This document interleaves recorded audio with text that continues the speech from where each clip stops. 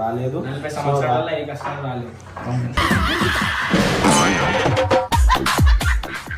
So ఇట్లాంటి సంవత్సరం వచ్చేదానికన్నా. So guys ఇయర్లో మాకు పెద్ద డౌన్ఫాల్ అంటే మా డాడీ విషయంలో అనమాట.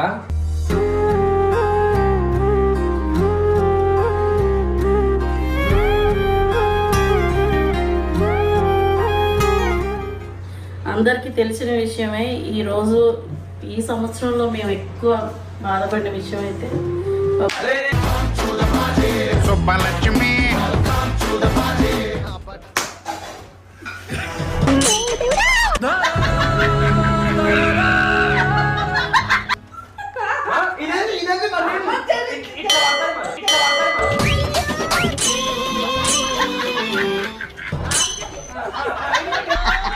Okay second